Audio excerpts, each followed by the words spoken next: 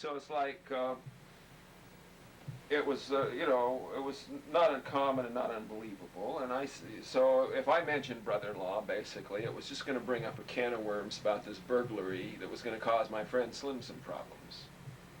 I wouldn't have mentioned him anyway, as I said. However, Slim did ask me not to mention him to Garrison. So now I think about that with very paranoid or suspicious feelings. At the time, it seemed perfectly innocent. It just seemed like, you know, all right. So the burglars, I knew that already anyway. Okay.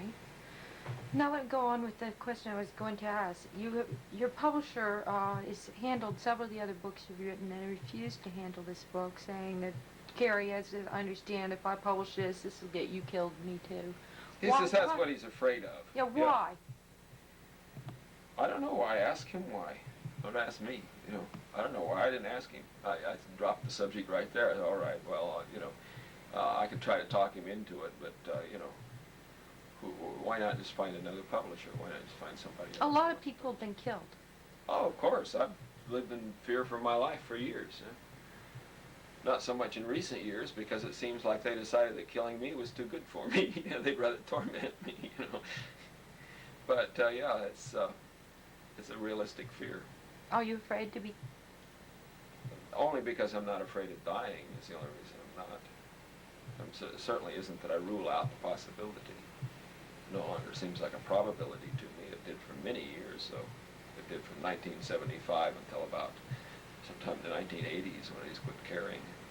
So the things that you did all those years ago were followed by your realization later on of the implications. In 1975, it began to dawn on me, oh my God, Oswald wasn't my principal link to the assassination.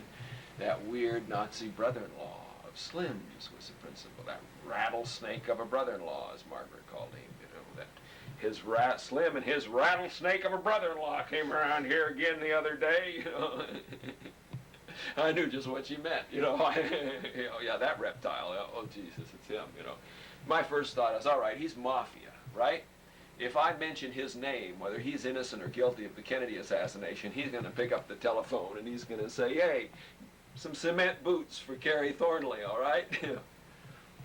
So did you get over that fear or what?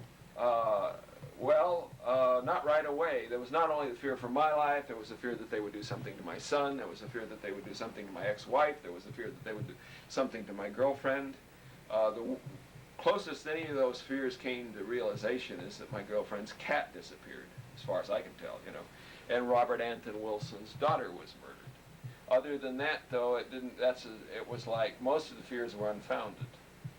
But what had already been going on was in some ways so much worse than that anyway, stuff that I didn't realize yet. What's your motive for coming out with this story now?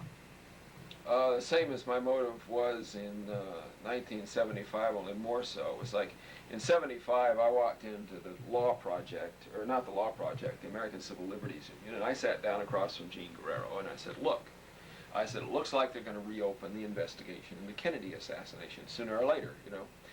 Either that or there's going to be a people's investigation. And I said, when that happens, I said, I want it very clear that I'm with the anti-imperialists and not with the assassins, which seemed to me, to everybody I talked to in those days, like they thought that was a weird thing for me to say, you know.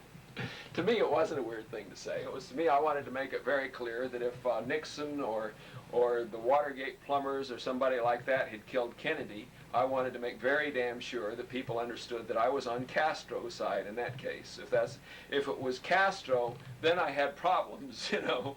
But if it wasn't, I didn't, you know. And it was like, I didn't get the reaction I expected at all. I got all this, get away from me, you know, or what are you coming around here for? Mm-hmm. It was like, you know, what are these people trying to tell me? You know, things it's more convoluted and deeper than I thought.